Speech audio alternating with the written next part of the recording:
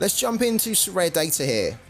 So what we're going to try and do today, guys, is we're going to try and find some players that are cheat codes for the weekend that have L15s of 40 below. Now, we're going to try and do it using the rookie data membership. And I've not done it before. You can see here that we don't have the full membership here. So we're going to have limited features, limited functionality. We're going to just see how we get on with this though, because a lot of you guys say that it's actually okay to use rookie. And I want to try it out for a week. So what we're going to do, let's look for some players that have a game this upcoming game week, which is game week 413. And then what we're going to do, let's start with goalkeepers here. So what we usually do every Wednesday is we start with goalkeepers and we work our way up to the forwards. And we're going to keep it on the league for Global All-Star. Want to try and find players that actually have full coverage if we can. And what we're going to do, we're going to put L15 of up to 40 here. Okay, up to 40. Doesn't really matter on the scarcity here at all. Now, this is the tricky bit, right? This is the tricky bit that we saw last night on yesterday's stream with the rookie plan. Is that to try and find cap cheat codes, sometimes it really helps to be able to filter by decisive score average and AA average, okay? Not in the L15, but more in the L40. Now in the L40, the only thing we can do is put an average score on here. We're going to leave this blank for now. We might come back to it, but not having access to these filters here is, for me, quite a big thing to miss out on the rookie, because I've often found some really great players by tinkering with these filters here. And if you can't tinker with these filters, then it's more a case of just trying to then sift through a lot more players that don't necessarily have the scoring that you're specifically targeting. Now, what's also tricky here is that if we were actually looking for players to buy with a certain budget, we can't actually on the rookie, you can see here, look, we can't actually filter any of the search results by a budget, by a certain price range. So say you've only got £10 to try and find a goalkeeper, right? You can't put £10 in here. So it's going to give you all the goalkeepers that are playing in this league that have scores of 40 or less, irregardless of whether they're £10 or £10,000. And then you just have to sift through them. That's a little bit, it's a little bit clunky, right? Because if you've got loads of time, then it's probably okay for you. But if you don't have loads of time, then you're going to find that the rookie here, this aspect of the rookie, is probably going to frustrate you quite a bit. Now, because we're looking for players that have an L15, not an L40, an L15 of 40 or below, it doesn't really matter. We're not trying to buy anyone here, right? So we can consider all types of players at all budgets. But if you are trying to specifically build a team and you are only looking for players within a certain price range, it's going to take a longer time to do. So what we're going to do, we're going to sort this by L5 average here. And then what we're going to do is we're going to sort this by descending. The reason we're doing that is we want to try and find players who have an L15 of 40, but in their L5, they are smashing it at the moment. We want to try and find in-form players. Now, we can also tweak this afterwards where we can just look for players that have really high L40 averages. So rather than looking for the in-form players right now, we could find players that have maybe outscored their L15 average by having a really high L40 average. So maybe, as an example, a player would have an L15, say 35, but then in their L40, they have an L40 average of, say, 60.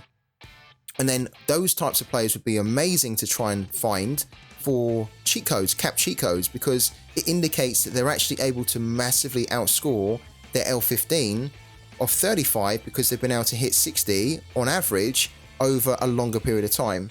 But for now, we're going to sort it by L5 average. The trick I use is sorting by ascending value, yeah.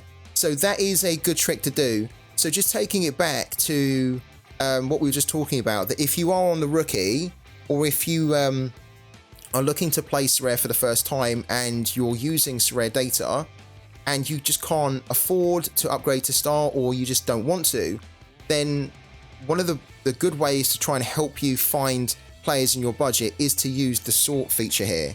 Because then if you're going to get all results across all budgets, right, you don't want to have to sift through players and think, okay, he's not right for me on his budget, he's too expensive. The way that you can do it is to sort by valuation or sort by floor, okay, and then you do sort ascending. So then what it does is it will show you players. Let's do it now so you can see actually, rather than talk about it. We filter that now. So what you'll see is that it doesn't sort the results based off their scoring averages. It sorts it based off their floor. So for example, you can see, it does it a bit messy actually. Yeah, so it does it by the floor. So you can see here that there's no floor price for him because he's not on the market right now. So if you were going to sort this by floor, you will find that it will start with no sales. So anybody that's not currently up on the market will come up here first, and then anybody that is up on the market will then have a floor price. So you can then run from it from bottom to top basically. And you can do the same for valuation as well if you want to. For this though, we're going to sort by L5 to begin with.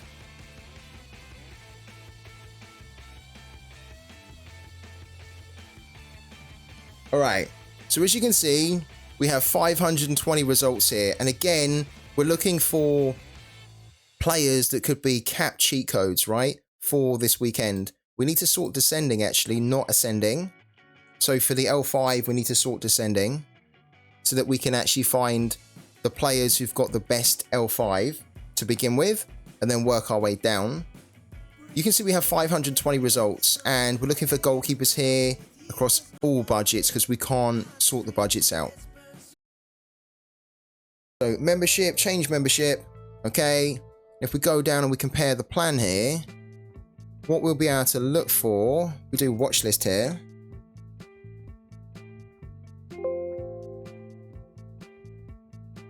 Here we go. Player watch list, right? You only get one. On the Star membership, you get unlimited. You get one player watch list here. You can't view or follow public player watch list at all on the rookie. So even though I've created a public watch list, I can't now access it. Now I'm not a Star member on Sorare data. And I think that they need to at least be able to offer this here where you can view public watch list personally.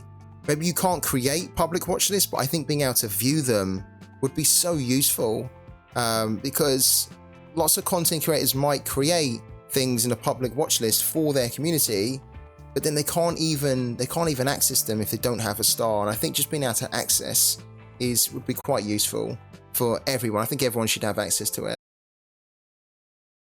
Marco Malenica is a cheat code this weekend. Marco Malenica has a home game against Rudesh and he's got an L15 of 39. This is the type of fixture where he could massively outscore that. So I have him. I'm going to be using him in Challenger Europe and he's a good goalkeeper. So if you didn't know of him, he might be worth looking at for Cap 220 this weekend. He has good AA as well.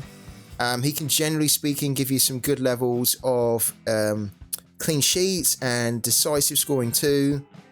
Look at his AA in the last game. Lost 1-0 but had an AA of 15.9.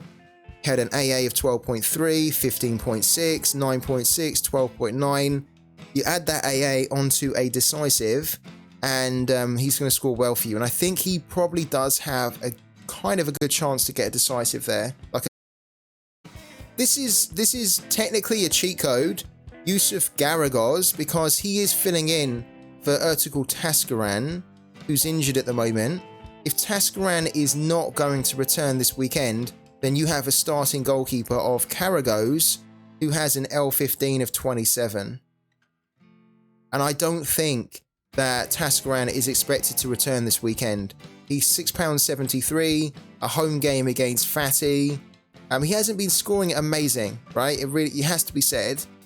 He's only had 2 games that he's come in and started now, but he should be able to do a bit better at home against Fatty. And again, his L15 is 27, which will just enable you to play so many other big hitters in your Cap 220 team. If Manuel Neuer is back, right, then technically Manuel Neuer would be a cheat code. Because Neuer has a crazy low. Look, Neuer's got an L15 of 0. If Manuel Neuer is not back this weekend, then Sven Ulreich is a cheat code this weekend, because it's Bayern Munich against Freiburg at home, and even though Freiburg are decent, I would expect Bayern Munich to kind of say that Nopet is a cheat code for sure. He's been poor. His L5 is 14. Look, he conceded, he gave an error that led to a goal. But he's actually we know he's a good player. With an L15 of 36 in a home game against NEC, he's probably got a really good chance to get back to that kind of level of scoring. So I think Nopet this weekend is probably a really... Peter Musa. Peter Musa has an away game here. This is a good game for Peter Musa. £13.65 for Peter Musa. This is a good one for him.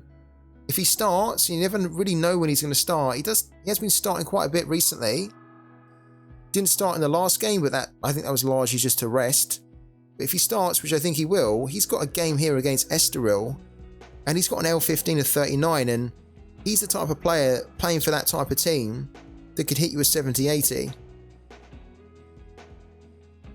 I can't believe he's less than £15, Peter Musa.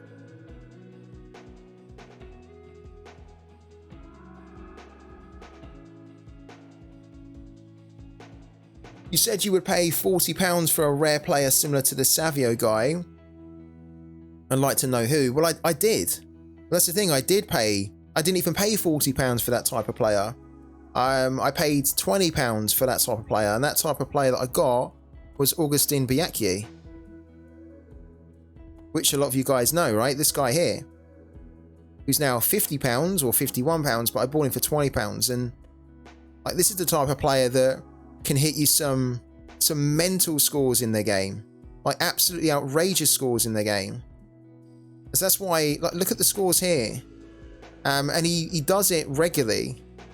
So this is why, you know, when you look at Savio, yeah, Savio's younger and he's playing for like a really good team as well. He's playing in a different league, right? Playing in the Champion Europe League. If the scoring is really important to you, more important to you than anything else, then you can find players like this that can just hit just as high, right? But for a fraction of the price, and that's the way to do it. He's still cheap at £50, yeah. Like, I don't think, I'll be honest with you, I genuinely don't think that the market has clocked onto this guy. I think a few more people are getting in the know on him. I think everyone's sleeping on him. I don't think they realise how good this guy is, and how, I mean, look at that. It's absolutely ridiculous. And like, when you look at how effective he is on the pitch as well, he doesn't need many minutes on the pitch at all to then get big scores. And he's a forward that has an incredible amount of AA. So many people, I kid you not, so many people are sleeping on this guy. £50 is more than what it was, of course, 2-3 weeks ago, but I still think this is far too cheap for this type of player. If Savio is like £400 and this guy's £50, it tells you the market is asleep on this guy, because it's an under 23 player as well that's starting. Under 23. Guys, let's talk about this right now. Richarlison against Luton this weekend, L15 of 39, less than £20. What are we saying here? Richarlison with the hat-trick? Because he done really well in his last game. He done really well. It's the Richarlison that we were all hoping we'd get. And he done decent in this game as well. He got a decisive. I think Richarlison can do well here. You have to say, if you're going to target a forward for Cap 220 or Cap 240, or any of the cap modes, to be honest with you, and you want to try and do it for a player that has a good fixture. Right, this is why Richarlison's really good. He has a good fixture against Luton. He has an L15 of 39. He's playing for a team that is clicking right now, that is buzzing. They're doing really good. There's a big positive flow and movement happening with Tottenham, and that's resonating with everyone in the team. Also, he's under £20 and he's part of the international team. So after this weekend, you can then also just use him in the international games against Venezuela and Uruguay. So I actually think that Richarlison this weekend is a good one. I actually think he'll give Luton a few problems. I think he'll be difficult. Noah Okafor? I don't think so, actually. Shamar. Oh my god. Right, I completely missed this one. I completely missed this transfer. Shamar Nicholson playing for Clermont. I missed this entirely. When did this happen? Wow. Probably happened a long time ago, didn't it? I've not really been following the Russian Premier League since I don't have any Russian Premier League players, but he used to play for Spartak Moscow. He's on loan. Okay, so he's been loaned out. Oh my word. That happened back in June. God, No, it didn't. It happened on the 1st of September. Okay, so it happened a month ago. Wow. Okay, so if you don't know, I'm going to tell you right now, he's playing for a poor team, Clermont. But this guy is brilliant. He is quality. He's probably not going to score loads of goals because of the quality of players around him. But Shamar Nicholson, with an L15 of 34, has a game against Montpellier. A little bit tricky. He's also been part of the international setup as well for Jamaica. How is he actually performing in his metrics here? Does anybody own a Shamar Nicholson? And if you do, were you happy or disappointed that he moved from Spartak? Because when he was at Spartak, he wasn't really playing. So it was a move that was really exciting, but actually it didn't turn out to be that case because he never really started. Would you pick him up or Biaki? I'd pick up Shamar Nicholson because it's you buying him RSK returns. I don't want you to curse our Biaki. So I'd pick up Shamar Nicholson, man. Nicholson over Biaki, definitely. He's having an average of 2 shots per game, which is good. A 0.7 on target. I really like Shamar Nicholson. I think he's a top quality player. I was not aware that he was playing for Clermont. And I'm happy that he's playing for a team where he's starting now. They're not the best team though, that's the problem with them. FTS, does Sorare cover international friendlies as there's so many next week? No, they don't. International friendlies don't count. It has to be a competitive international game.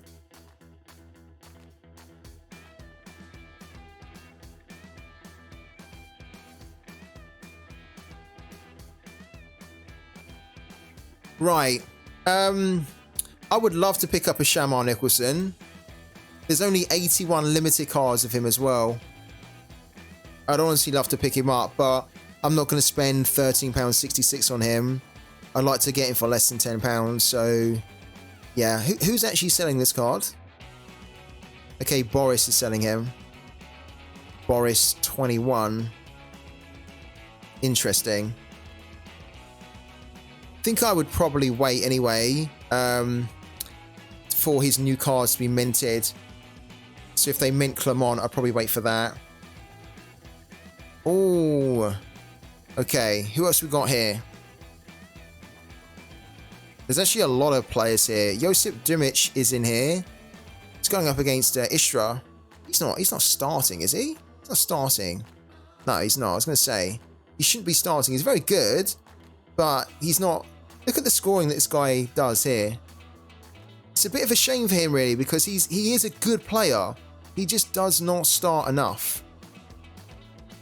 And that's the problem, is that he's playing for such a good team. There's so many good players around him that if you stick this guy in a different team, he'll probably score really well, consistently. The only reason he's got an L15 of 36 is because all these sub appearances are keeping his L15 down.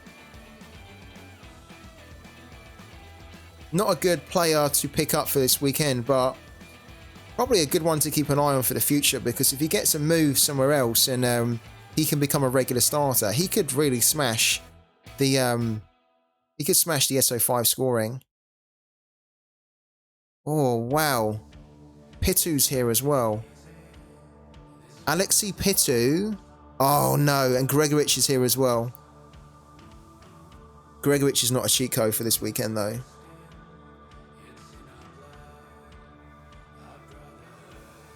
Oh wow, that might change things, Griffdog, yeah. If Petkovic is not going to be playing, then he could, and if he could start, he'd be a good option. He is a very good player.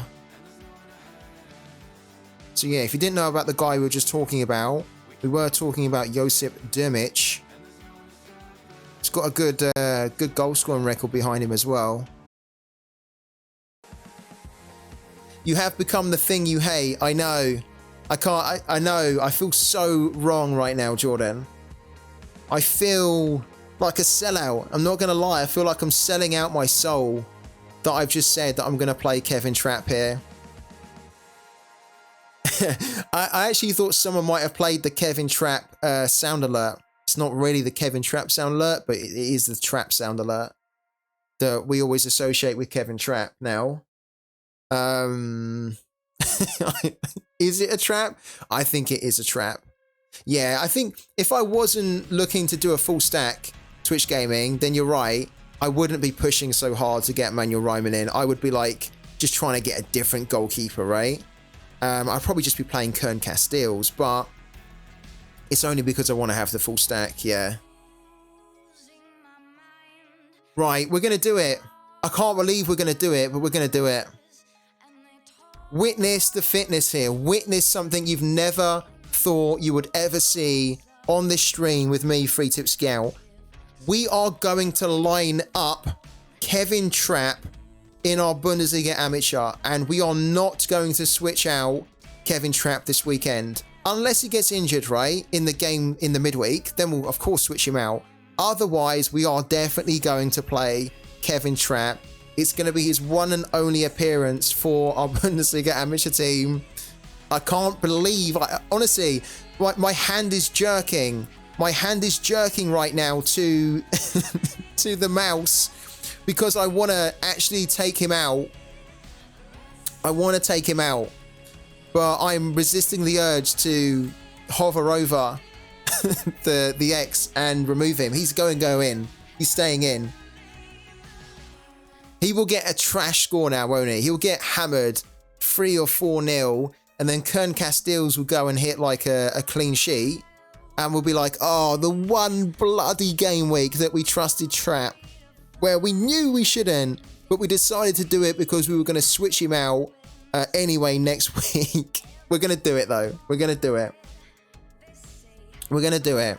So, Trapp goes in. Again, I can't believe I'm saying it, but Trapp goes in over Kern Casteels. We keep Deo Upamecano in. We could equally play David Raum, but Upamecano at home against Freiburg gives us that stack in place with Kimmich. I want to try and keep that in place if I can. And again, he's a heavy hitter. So we keep him in. We have the captaincy on Joshua Kimmich at home against Freiburg. I like that. We could equally put the captaincy on Boniface or Wirtz. The only thing is that you know what you're getting with Kimmich, right? Like, look at his L5. 64, 59, 91, 81, 65. He's so consistent. I didn't captain Kimmich last week. I captained Boniface, and Boniface basically blanked on me. And you know what it's like when you try a new captaincy and it doesn't work out for you. You're very reluctant then to try it again the next game week. especially when you see that your usual captaincy done okay. So I think we're gonna revert back to Joshua Kimmich here. I think this is the type of fixture where he can probably hit a big score as well, like 70, 80, maybe 100, hopefully. But I think if you didn't have Kimmich, then these two boys here would also be good captaincy picks. And if we look at the lineup builder, we're probably going to see, well, let's have a little look actually to see what the lineup builder is going to suggest. Oh, we can't do it. Oh no, guys, look at that. I forgot that the suggest a lineup feature is a star feature, and we're on the rookie for a week, so we can't even see what the algorithm would recommend to us. Okay, so it's another feature that we quite like, but we can't use, but that's why there's a benefit to upgrade to star there. What we're going to do, we're going to put Kevin Trapp in. Okay, we're going to build our team out the way that we would do it. Daya Upamecano, then Kimmich, then Boniface, and then we're going to put Florian Wirtz in, okay?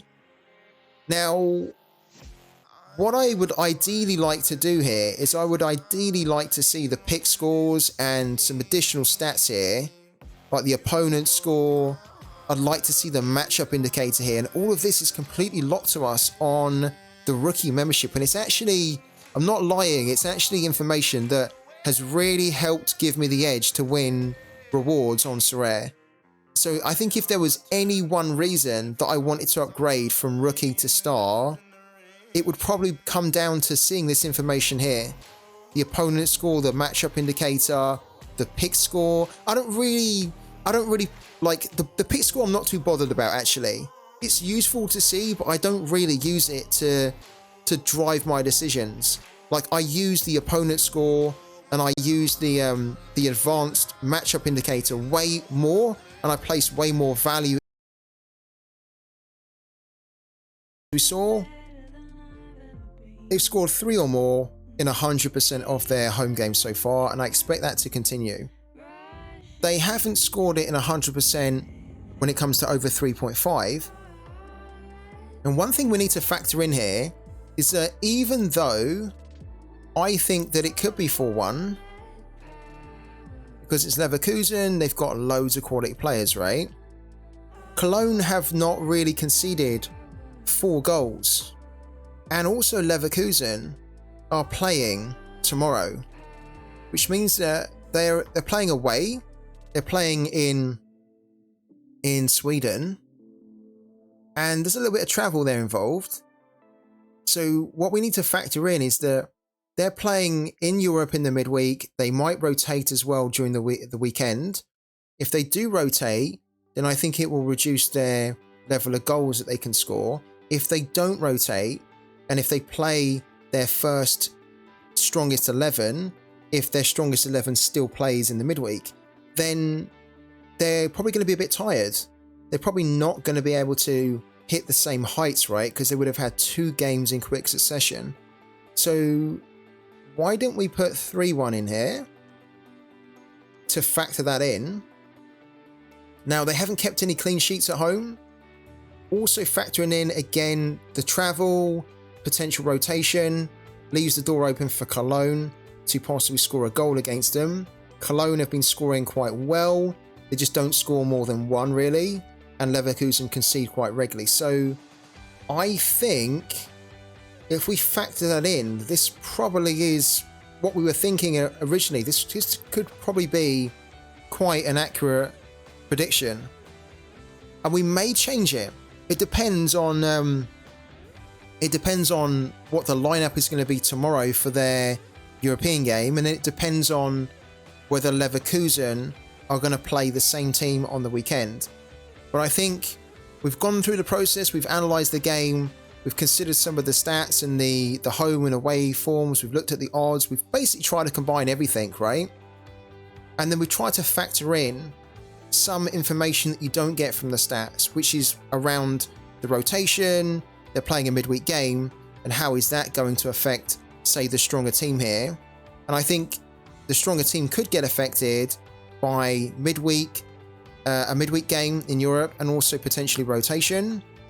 And that means that they have a higher chance to concede.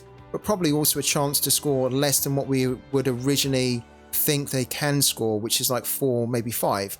So 3-1, I think, is what we're actually going to go for here.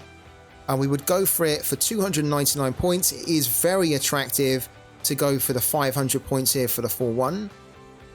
We may switch to it, as I say, closer to all the game starting, but for now, we factor everything that we've just gone through there. I think 3-1 is probably the smarter prediction for the moment. So in the past 30 games, Frankfurt have conceded at least 1 goal in 23 of their past 30 games. So when we talk about Frankfurt, when we talk about trap, right, there's a good reason why we do it. Because generally speaking, if you back them for a clean sheet, you're backing against how they usually perform. If you run the numbers and you look at most of the time, so 23 out of 30, they are seeing that they are conceding. If you back them to concede, then you will win more than you will lose. And I just think that against Heidenheim, who, again, we could do the same thing with Heidenheim if we wanted to. We could look at Heidenheim and we could look at, again, go back 20 games, go back 30 games in all competitions. Look at how many times they failed to find the back of the net. And you'll actually see that, and I don't know the number because I've not done it, but I bet you now, if you've done it, you would see that Heidenheim have probably scored in what, 25, something like that. It'd be high 20s out of 30s there, I'd expect. I would not expect them to have scored less than 23, to have failed to score in less than 23 of their games. So I think we have to back Heidenheim here to score. And when you look at the odds as well, the odds are probably going to tell us that the bookies have got that same information where they can see how many times Frankfurt have kept a clean sheet, how many times have Heidenheim actually scored or failed to score. And they'll run the numbers. It's a numbers game, right? And they'll think, okay, the numbers here tell us that actually there's a higher chance of them conceding than there is of them like keeping a clean sheet. And even though it's Heidenheim, they'll look at the numbers and they'll think the numbers tell us that they have more of a chance of actually conceding. Let's look at it now to confirm it. We go on to Frankfurt, Heidenheim. Both teams to score at 1.7 for the yes, and then both teams to score no at 2.05. So again, they're looking at the numbers here and they're thinking both teams should be able to score here. So Frankfurt shouldn't be able to keep a clean sheet. If we look at the team goals here, Frankfurt to keep a clean sheet is over 2. Whenever you're looking at to keep a clean sheet market on a bookmaker, if the to keep a clean sheet is over 2, which most of the time it usually is, right? To be fair. But if it's kind of like 2.3, kind of 2.2, it's actually telling you that they probably won't be able to keep a clean sheet. If we also look at the team goals here and we look at the odds for Heidenheim to score 1 goal, look at that. Guys, it's a massive, massive clue. And this is what I try and show you guys on these streams about using the bookmakers' odds to give you those clues as to what is most likely going to happen. Heidenheim to score 1 goal. So to score over 0.5 goals, which of course means they have to score 1, the odds for them to do that are 1.53. To give you guys who are unfamiliar with bookies' odds and whether that's good or bad, in this market, if you are seeing that a team is less than 1.6, then it's a very good chance they're going to score, as in you should expect them to score. If they're over 1.6, then it actually means that they have a chance, of course, but it's less likely to happen. A team that is 1.53, and even a team that's less than 1.5, they're going to score. They're going to score. So, I think what we're going to do, we're going to now look at the correct score here, the correct score market.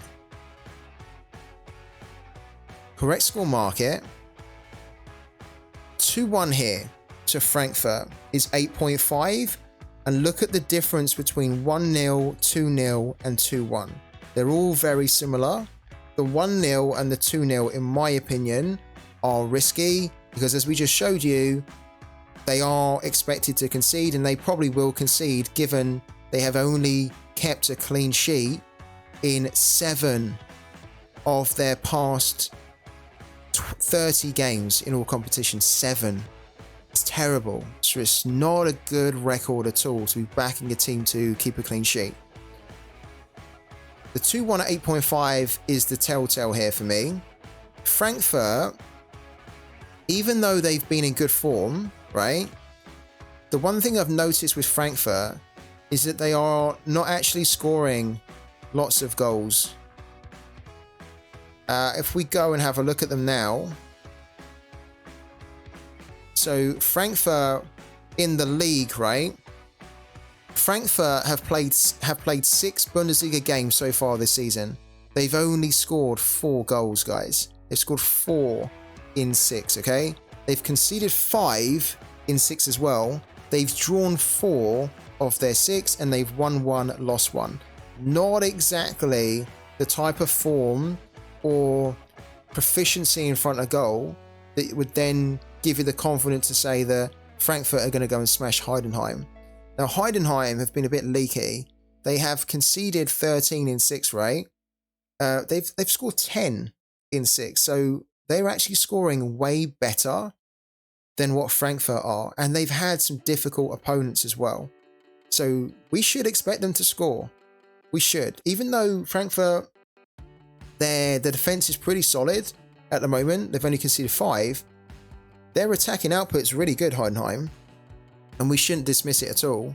At home, Frankfurt have only conceded 1 in 3, which is why I don't think Heidenheim can score loads against them if they do score. I think the max they'll score is like 1.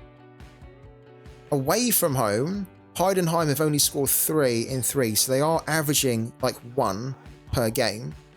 If we look at the team streaks here, there's been under 2.5 goals in 7 of the past 9 games for Frankfurt. That's unusual because they've usually been involved in over 2.5. The reason for that is because they're not scoring enough goals. But I think that they're going to have to score 2 to outscore Frankfurt, because I believe that Frankfurt will score 1. I don't believe that Frankfurt will only just score 1 to give them a draw. I think with the home advantage and the way that Heidenheim are a little bit leaky, I actually think that Frankfurt will be able to score 2. They'll only just about be able to score 2. I don't think they can score 3 the way they are playing at the moment. They haven't really scored 3 in any of their games over the past 10. They've only done it once, so we'll be asking a lot for them to score 3 when they've only scored 4 in 6 games in total. So 2-1 here, look. 2-1. The last time they played them was back in 2017. It was 2-1. And then in 2015, it was 2-1 to Heidenheim. If we now finally look at Frankfurt here, and we go on to Frankfurt, and we look at the odds here and the stats on Footy Stats, right? What you'll see is there's an expected average goals here of 2.34. The over 2.5 is a little bit low at 34%. So if we are backing a 2-1 here, it's going to be really tight. I'm not confident it's over 2.5. I think if it happens, it only just about happens, which is why the odds are the chances of that happening are so low. If we go down here and also look at the over 2.5, the over 2.5 on the bookies is only 1.7. It's also low. It's lower than the under 2.5, but the difference between these two is not big enough to suggest that they are massively confident it can be over 2.5. It could be under as well. This is a risky market, which makes it a difficult game to predict on, because it could be one or the other. It really could. Now, if we look at here, what you'll see is that Frankfurt are only scoring 0.67 on average, right? Which is terrible. They have an XG of 0.96, so they're struggling to even score 1. So us backing them to score 2 here is bold, The only real reason we're doing that though is if you look at Heidenheim. Heidenheim have an XGA of 2.18, so they are giving up enough chances that teams should be able to score an average of 2.18 goals against them, okay? They're actually conceding more than the chances that they're giving up. So they are conceding 2.67 on average, right? So that's the big reason why I feel like this game can be 2-1 to Frankfurt. They have an XG of 0.97, so just short of 1, and they are pretty much scoring an average of 1 goal. So they're pretty much matching their XG. And again, that's why I think they can score. They've only failed to score in 33% of their away games this season. There's been both teams scoring in 67% of their away games this season. And even though Frankfurt have a very high percentage for a clean sheet here, they have only failed to score in 33%, so they should score 2. So I do think 2-1 is probably just about what we could get away with here. You could do 1-1 as well, but I think that this game should see over 2.5 because Heidenheim are just a little bit gung-ho. They're quite open. They're sort of going for it, but it's leaving them exposed at the back, which is why they are being involved in high-scoring games. And I don't think that's going to change for them. I think they're going to continue to just try and go at people, go at teams and have a go. If you look at the amount of goals that they're conceding, they have conceded a minimum of 2 goals in 100% of their away games, 100%. So it looks pretty good that they can concede 2. It's cold. Hey FTS, are you doing finer players right now? No, because we're doing pooky. I've only activated the pooky free tip scout fund coupons, which is where we could look at a game and predict a game for you. We're just about to put our prediction in here for this one, and I think we are going to do 2-1 now we've looked into it. Let's lock in 2-1 there.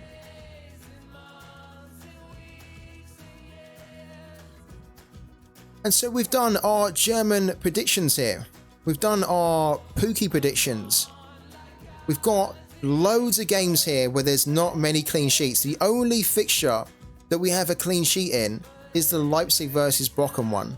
We don't have another fixture with a clean sheet. That might sound a bit unusual, but actually, for me, in the German league, it's a very high-scoring league, and it's a league where there are lots of both teams scoring. Clean sheets are, in my opinion, few and far between, so I don't mind that we've only got one matched where we're saying it's going to be a clean sheet. If we were honest, we'd probably say that we maybe need another one, because probably having 2 is what we should be aiming for.